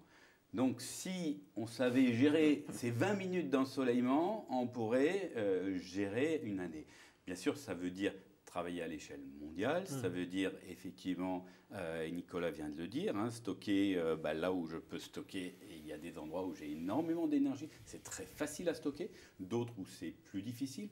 Réfléchir quand même, on n'y a peut-être pas assez réfléchi, mais aux différentes échelles, parce que si je peux produire de l'électricité, je parlais de vapeur à travers de l'énergie renouvelable par le soleil, eh ben, je peux fournir toutes les habitations sans avoir besoin de stocker localement, puisque j'aurais stocké dans ma grande cuve de vapeur, je pense à l'Afrique, et j'aurai largement de quoi alimenter tout le village, et je vais pouvoir me passer de toutes ces petites batteries à l'échelle individuelle. Donc, je n'ai pas une solution, mais on a toutes les armes, tous les outils, la planète nous les offre, à nous de les canaliser. Ça va être du réseau, ça va être du stockage, et ça va être, et vous l'avez dit, la sobriété énergétique. Marc Halfter, dit comme ça paraît... Ça interpelle en tout cas. Oui, nous ce qu'on observe, c'est une évolution de la mobilité. La mobilité, c'était un monde à part, avec toute la chaîne depuis le pétrole, le raffinage, la distribution, et on brûlait un carburant dans une boîte en métal. Même chose pour le chauffage d'ailleurs, c'est un peu le même principe. Et ce qu'on voit, c'est que ce monde de la mobilité et le monde du bâtiment se rejoignent parce qu'ils se retrouvent sur l'énergie, puisqu'ils vont tous les deux utiliser de l'électricité. Après, qu'elle soit stockée sous forme d'hydrogène ou autre chose, peu importe, à la base, c'est de l'électricité et qui peut être produite par le soleil ou le vent, qui est une autre forme de soleil. Et nous, ce qu'on retient, et pour une entreprise qui travaille dans le domaine électrique, c'est une bonne nouvelle, le futur sera électrique. Que ce soit la production décentralisée, les réseaux intelligents, la mobilité électrique ou le chauffage. À partir de 2030, les chauffages à combustion interne seront proscrits. Donc tout ça converge vers de l'électricité, et ça c'est le monde dans 5-10 ans, on n'aura quasiment plus que de l'électrique partout. Nicolas Guillet, votre réaction, ce rapprochement entre ces deux mondes, le bâtiment, les mobilités? Dans les deux cas, on va chercher à s'adapter, à devenir plus économe, hein, passer d'un moteur à combustion qui a un rendement de 15 à 20%, combustion interne, excusez-moi, qui a un rendement de 15 à 20%, à un moteur électrique qui, grosso modo, va nous donner un rendement supérieur à 80% si on compte à peu près tout. Pour la mobilité, c'est très important. Pour le bâtiment, c'est une autre adaptation finalement de tous les systèmes qui existent qui ont même été inventés depuis très longtemps, hein. Pour l'aspect batterie, c'est assez récent, mais toute la gestion thermique, c'est pas pour rien que les Grecs ils peignaient leur maison en blanc, hein. Donc, ce sont des aspects qui sont vraiment passionnants, hein, pour nous chercheurs, et puis pour les gens qui vont construire ce futur. Hubert Holzel, sur ces frontières qui s'estompent entre ces deux mondes? Oui, alors c'est vrai que nous aujourd'hui, comme je l'ai précisé, on n'est pas, je dirais, fabricant de bornes, hein, mais on va accompagner la démarche au travers du stockage qui va permettre effectivement d'optimiser ces bornes-là. Ce que je voudrais aussi souligner, c'est que on est quand même en train on a engagé depuis quelque temps avec la transition énergétique un vrai changement de paradigme, hein. On est parti d'une énergie qui était produite par quelques cinquantaines de centrales pour desservir toute la France, vers aujourd'hui de multiples sites de production décentralisés, hein. On parle ici de production au sein du bâtiment, mais peut-être que l'échelle du quartier, l'échelle du territoire local est peut-être l'échelle la plus pertinente aujourd'hui pour utiliser de façon optimale la production, hein. La consommation, on l'a vu tout à l'heure, n'est pas tout à fait la même. Une courbe de charge d'un résidentiel et d'une entreprise n'est pas la même. Par contre, si on arrive à mixer ces courbes de charge et d'avoir des systèmes de production mutualisés à l'échelle d'un territoire, là on peut imaginer effectivement d'avoir une réelle efficacité et une réelle cohérence entre la production et la consommation. Merci messieurs, vous êtes au top, hein. Je ne peux pas dire mieux, pardon pour l'expression peut-être triviale, mais c'est le cœur qui parle. On a quelques minutes de retard sur le plan de marche, on avait promis un débat avec nos internautes. C'est ce qu'on va pouvoir faire maintenant. Merci à celles et ceux qui ont contribué au chat. Alors, j'ai ma petite tablette magique où je vois tout ce qui s'est passé sur le chat depuis le début. Il y a pas mal de choses, il y a des réactions, il y a déjà des inquiétudes. Alors je vous rassure, on est tous testés, négatifs. On a fait nos tests PCR en entrant dans le studio, donc vraiment, soyez rassurés. Nous sommes évidemment des personnes responsables, mais en plus, on n'est pas malade. C'est une excellente nouvelle. Donc merci à celles et ceux qui ont eu la gentillesse de s'intéresser à notre santé. Réaction du chat, je vous en livre quelques-unes et je vous livre ensuite quelques questions. C'est intéressant. Alors forcément, c'est un petit peu désorganisé, mais ce n'est pas bien grave. Une remarque tout au début, quand vous évoquiez le panorama assez général, Monsieur Wurtz, le nucléaire est la plus décarbonée des énergies électriques, nous dit-on. Hein, on est d'accord. Sur le principe, on est d'accord. Mais ça nécessiterait peut-être un autre débat. Remarque, lors de l'intervention de Nicolas Guillet, les 10 à 20% restants, c'est l'aspect assurantiel du réseau qu'il faudra donc rémunérer au prix fort. Je ne sais pas si vous souhaitez réagir. Je vous livre comme c'est, hein. Je ne fais aucun filtre. Je vois pas. C'était tout au début, je crois. C'était moi qui ai dit ça. Effectivement, si le réseau ne livre que... Mais le réseau va rendre d'autres services en complément de... On va consommer peut-être plus que 10 à 20% d'énergie, mais si on dit qu'il y a des échanges au niveau des quartiers, que chacun devient consommateur et producteur, les opérateurs de réseau vont opérer de nouveaux services et ils vont peut-être facturer, c'est sûr, ils vont facturer le fait que moi, j'envoie de l'énergie à mon voisin. Donc il y a des nouveaux modèles économiques qui vont se développer pour permettre justement le maintien en état et le financement des réseaux. Avec de l'eau chaude, on fait du chauffage en hiver, de la climatisation en été. C'est une remarque. Tout à fait. On a encore un peu de mal à faire de la climatisation, on apprend, mais on en fera demain. Le V2G est une des solutions à moyen terme pour augmenter le taux de pénétration des ENR et ainsi participer à l'augmentation de l'électricité en remplacement des énergies fossiles, gaz ou fuel. une autre remarque. Voilà, je vais vous poser les quelques questions. Est-ce que vous avez les notions de prix de stockage électrique par kilowattheure ou kilowatt? Alors c'est quelque chose qui est compliqué à répondre parce qu'il est sûr que les prix du résidentiel ne sont pas les prix du marché du CNI ou du marché, je dirais, du stockage de forte puissance que l'on va mettre sur les réseaux. Mais si on parle de stockage à partir de quelques mégawatts, on est aujourd'hui à des coûts, on va dire, entre 250 et 300 euros du kilowattheure. Maintenant, si on rentre dans la partie CNI, c'est un petit peu plus cher. Et je suppose, Marc va le confirmer, que sur la partie résidentielle, c'est encore un petit peu plus cher parce qu'en fait, on diminue le nombre de kilowattheures dans le système de stockage. Alors, en résidentiel, moi je vais revenir au coût de ce que ça coûte de mettre 1 kWh dans une batterie. Ça coûte entre 10 et 20 centimes à peu près d'euros. Voilà. Une réponse très claire. Du point de vue des Bonjour. Du point de vue des industriels, y a-t-il des solutions pour le partage d'énergie entre voisins? Ça, c'est une très bonne question. Je vous voyais venir. C'est une très bonne question et on revient un peu sur un sujet qu'avait effleuré Étienne, qui est la différence entre l'autoconsommation individuelle et l'autoconsommation collective. Alors, nous, on pousse, c'est d'ailleurs ce que je vous ai dit tout à l'heure, je pense que la bonne échelle, c'est le quartier, pour justement avoir cette mixité des usages. Il s'avère qu'aujourd'hui, on a une vraie difficulté. On a participé à différents projets d'autoconsommation collective, notamment sur Grenoble, sur un bâtiment qui s'appelle ABC Grenoble, où on a mis en place je dirais, des solutions d'autoconsommation collective pour l'ensemble des résidents des logements de ce complexe immobilier. Et on se rend compte aujourd'hui que quand on travaille avec Enedis ou avec, je dirais, d'autres opérateurs, je dirais, sur les 15 centimes du kilowattheure évoqués tout à l'heure par Marc, il y en a, je dirais, grossièrement, on va payer quoi sur l'autoconsommation? On va payer les taxes, on va payer le TURP. Donc si on enlève tout ça, on va avoir entre 5-6 centimes du kilowattheure pour optimiser, pour rentabiliser le système de production et le système de stockage. Donc tant qu'on sera que le TURP étant, je dirais, la taxe d'utilisation des réseaux, ça fonctionne un peu comme le principe du timbre-poste, que vous soyez, je dirais, vous utilisiez l'énergie qui a été produite chez votre voisin ou que vous utilisiez l'énergie qui a été produite 300 km plus loin, vous payez le même niveau de TURP. Donc là, je pense qu'il y a vraiment un effort à faire pour que peut-être on ne paye pas la totalité du TURP de façon à pouvoir, je dirais, rentabiliser ces systèmes.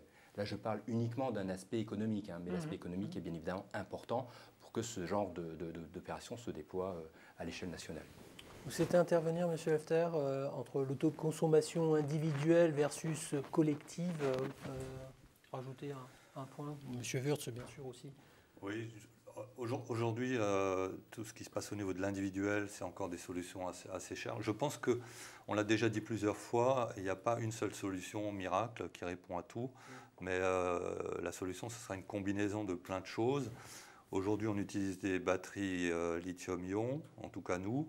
Si demain, l'hydrogène est pertinent au niveau du bâtiment, du quartier ou de la ville, on adoptera la meilleure technologie disponible. Il faut être assez adaptable et évoluer et intégrer tout ce qui bouge. Toutes les nouvelles technologies intéressantes, il faut les intégrer. Et pour nous, le stockage n'est pas une finalité, c'est un moyen. C'est un moyen qui permet d'augmenter l'autonomie des bâtiments ou de rendre des services au réseau. C'est ça la finalité. Vous souhaitiez compléter? Oui, je vous en prie. Juste un commentaire, et il y a plusieurs questions qui sont posées sur ce sujet. Je crois qu'il y a deux sujets, et il y a les enjeux économiques d'un côté, il y a les enjeux environnementaux de l'autre. On souhaiterait qu'ils se rejoignent. Malheureusement, ils ne se rejoignent pas toujours. C'est des choix politiques qu'on ne peut pas toujours maîtriser. Effectivement, le nucléaire est une très bonne solution en matière d'analyse de cycle de vie parce qu'il y a peu de carbone. Il y a quand même de la gestion de déchets. Elle n'est pas renouvelable. On a des solutions qui sont en photovoltaïque peut-être plus carbonées, mais qui sont renouvelables. les questions vont continuer à se poser et je dirais personne n'a aujourd'hui la bonne solution, mais en tout cas la vraie réponse pour moi c'est de se dire travaillons ensemble pour que ces enjeux économiques rejoignent ces enjeux environnementaux avec effectivement des décisions politiques qui devront être là pour aider et pour avoir le vrai coût de chaque énergie. Nicolas Guillet, vous souhaitiez réagir aussi à cette question? On ne vous oublie pas, vous savez. Ah oui, il y avait juste un petit commentaire que je voulais faire, c'était suite à la réponse tout à l'heure de M. Hetzel, donner un prix de 250 € par mégawattheure plutôt que kilowattheure. Hein. Je pense que c'était une erreur. Je pense que c'était mégawattheure. Parce que ça fait beaucoup quand même. 250 Merci de votre vigilance. Vous savez, il est midi 19. Hein. 2-3 questions. Oui, allez-y.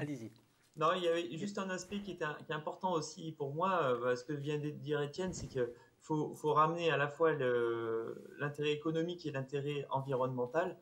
Et il est indispensable aussi de prendre en compte les dépenses qui sont invisibles quand on fait de la gestion des réseaux comme ça. Celles qui sont simplement relatives à l'utilisation de serveurs pour calculer l'optimisation d'un flux d'informations ou d'un flux d'énergie qui peuvent ne pas être négligeables. Et donc là, il y a beaucoup de progrès à faire aussi sur ces aspects-là, sur le transport de l'information pour gérer les flux énergétiques. Juste peut-être pour compléter, le coût des 250 €, c'est 250 € du kilowattheure, c'est le coût ramené au kilowattheure du système de stockage. Attention. Hein. On est tous d'accord? Oui, cette dernière version, c'est celle qu'on enregistre. On ne parlait pas de la même chose. C'est celle qu'on enregistre pour notre public. Merci pour ces précisions. Messieurs, quelle est la pertinence de développer des productions électriques renouvelables, donc en particulier le photovoltaïque et l'éolien, en termes de bilan carbone sur le cycle de vie dans un pays où 80% de l'électricité est décarbonée? Alors, je viens de répondre à la question. La question, elle est d'abord, est-ce qu'on peut faire une analyse de cycle de vie sur les 100 000 ans du stockage de l'énergie nucléaire? C'est juste un petit pic pour dire on n'a pas de bonne solution, mais effectivement, on a une énergie décarbonée qui nous pose aujourd'hui un gros problème de déchets dont on n'a pas la solution. On n'a pas non plus toutes les solutions, nous, au niveau carbone. La solution, elle est dans le mix énergétique et chacun doit travailler ensemble sur une tâche. S'il n'y avait qu'une seule solution, ça serait déjà, on l'aurait trouvé. Autre question qui pique un petit peu, est-il judicieux de parler de bilan carbone neutre avec des batteries majoritairement fabriquées en Chine? Il faudra aussi arrêter de téléphoner parce que c'est une question philosophique. Oui, bien sûr, sans vouloir ni philosopher ni polémiquer, mais... Une des réponses, c'est effectivement les batteries qui arrivent aujourd'hui sur le marché sont essentiellement fabrication ou chinoise ou coréenne, viennent de l'Asie du Sud-Est, de l'Asie, pardon, plutôt. Quelques-unes viennent quand même des États-Unis. Tesla est en train de déployer un certain nombre de gigafactories également aux États-Unis. Et l'Europe n'est pas à la traîne parce que les nouvelles générations de batteries, l'Europe, on s'y intéresse. Si aujourd'hui la Commission européenne finance ou accompagne financièrement le développement de ces gigafactories, c'est tout simplement parce que l'Europe a envie de jouer un rôle majeur. On parle tous de l'Airbus de la batterie. Aujourd'hui, ça se traduit par une approche, je dirais, d'accompagnement des entreprises qui souhaitent se lancer en Europe. Et le lithium vient d'Amérique latine, des lacs salés d'altitude. Donc aujourd'hui, toutes les marchandises circulent. Le pétrole, c'est pareil, il vient aussi du Moyen-Orient, il vient avec des tankers. Alors, que ça nous plaise ou non, on est malheureusement, je dis malheureusement, on est dans un monde globalisé où les marchandises circulent, et peut-être de trop, probablement. Et le bilan carbone, c'est vrai qu'on peut le faire sur plein de produits, les téléphones en font partie, où la part transport, elle est très importante. Mais il y a cette facilité aussi, parce que le transport, il n'est pas taxé à la hauteur des dégâts qu'il occasionne. Et donc, c'est un peu biaisé. Et il y a une facilité à transporter tout de n'importe où vers n'importe où. Il nous reste quelques minutes encore. Alors, quid des rendements des transformations électricité-hydrogène, puis hydrogène-électricité? Là, c'est pointu. Oui, on regardait tous Nicolas Guillet. On s'est dit qu'il avait la réponse. Alors, plus sérieusement. Tout dépend du système qui est utilisé pour faire l'électrolyse de l'eau. Donc des systèmes basse température ont des rendements qui peuvent être plus faibles, autour de, tout ce qui fonctionne à 50-80 degrés, ça peut avoir des rendements de 60, 50, 70% à peu près, dépendamment du courant qui est appliqué. Bon, c'est un peu, je rentre dans des subtilités, mais la solution proposée par Sylfen, par exemple, est une solution haute température qui fonctionne plutôt à 600-700 degrés et qui là a des rendements plutôt proches de 80% à peu près. 80, voire 90%. Donc là, il y a du gain en termes de rendement. Après, il y a toute l'électronique qui est autour, qui occasionne des pertes, le stockage aussi, la compression, tous les systèmes auxiliaires, on va dire, qui diminuent le rendement. Sur une batterie lithium-ion, il ne faut pas oublier que souvent, on ne compte pas la climatisation du container, qui est un aspect quand même important en fonction de l'endroit où l'endroit où le container est placé. Je vous livre une remarque ou deux remarques qui sont complémentaires. Pour la fin de vie des batteries véhicules, la réutilisation en stationnaire pour les maisons est une solution qui peut sembler pertinente, mais il y a un problème de prix de cette transformation qui reste très artisanale. Vous acquiescez? Oui. Hein? Attention à la terminologie, les offres de batteries virtuelles commercialisées sont sans batterie physique, ce sont de simples comptabilisations de débit crédit. Des batteries physiques agrégées, c'est autre chose. C'était par rapport au recyclage qu'on évoquait tout à l'heure. Voilà une remarque qui, pas de commentaire particulier. Nous sommes d'accord. Est-ce que finalement en Europe on est vraiment en retard par rapport à l'Amérique et à l'Asie? Une question que je vous livre là, à force d'écouter là, parce qu'on l'a pas pointé quand même comme élément. Alors, si on parle du stockage, du stockage électrique, on se rend compte quand même, nous on est présent à la fois sur le marché nord-américain et sur le marché qu'on appelle EMEA, donc Europe, Middle East, Africa. On se rend compte qu'aujourd'hui, le marché en Amérique du Nord est plus mature. Les incitations sur certains États existent, c'est développé, la filière est organisée. En Europe, la road to market n'est pas encore complètement finalisée. En ce qui nous concerne, je ne parle pas là du résidentiel, mais c'est en train de se mettre en place, que ce soit sur la partie application CNI ou sur la partie qu'on appelle utility scale, c'est en train de se mettre en place en Europe. En ce qui concerne, je dirais, le stockage électrochimique. Après, d'un point de vue industriel, on a quand même raté le train de la technologie lithium-ion, il faut le dire clairement. Hein. Aujourd'hui, le centre de gravité des fabricants de technologie lithium-ion, c'est l'Asie du Sud-Est, clairement. Monsieur Wurtz, peut-être sur ce point, pas de point particulier. On arrive quasiment à l'heure de la clôture de nos débats. Je vous livre quand même une dernière question. Elle est quasiment philosophique. C'est l'époque du bac. Le stockage pour tendre vers l'autonomie, est-ce un mythe ou une réalité? C'est un beau sujet pour une prochaine parole d'expert, non? Je vois tout le monde qui lève sa tête en se disant c'est comme à l'école, vous savez. C'est pas ça. La question, c'est pas un objectif d'autonomie. C'est ce que je disais tout à l'heure. L'objectif, c'est le mix énergétique. Le mix énergétique, c'est de l'énergie renouvelable, c'est du stockage, c'est de l'énergie décarbonée, quel qu'il soit. Pour reprendre ces conflits, est-ce que ce sera du nucléaire à 50% ou du 100% d'énergie renouvelable? Ça dépendra essentiellement de choix politiques. On peut arriver par tous les moyens et on respectera les moyens et les moyens seront bons. Par contre, l'idée de se dire on a chaque bâtiment qui devient en autonomie serait une aberration par rapport à ce qui a été dit. Oui, aujourd'hui, pour des raisons de nouveau économiques, l'autoconsommation collective n'est pas très intéressante. Mais pour des raisons environnementales, bien sûr que l'autoconsommation collective est intéressant à une petite échelle, à trouver l'échelle, et on l'a dit, l'échelle de quartier, l'échelle. On ne va pas, chaque maison, chaque individu se dire, moi j'utilise l'énergie quand j'en ai besoin. Non, je vais collectivement utiliser dans mon bâtiment et collectivement dans ma voiture. Et on parle bien de voitures partagées, on parle bien de tout ce qui peut être partagé. L'énergie doit être partagée, c'est plutôt une vocation et ce n'est pas du tout antinomique par rapport au stockage. Mesdames, Messieurs, merci pour vos contributions, ces questions, ces remarques judicieuses que vous avez faites à nos invités. On va devoir rendre l'antenne dans quelques courts instants. Le temps pour moi de remercier chaleureusement ces messieurs pour leur disponibilité et plus encore pour la qualité de leur contribution que j'espère vous aurez apprécié. En tout cas, j'en suis persuadé. Un dernier mot rapide peut-être pour clore notre conversation riche, documentée sur le stockage comme réel allié pour une meilleure efficacité énergétique du bâtiment. Qu'est-ce que vous avez envie de dire en sortie de cette conversation? Quelle est l'idée clé qu'on doit retenir de vous, Étienne Wurtz?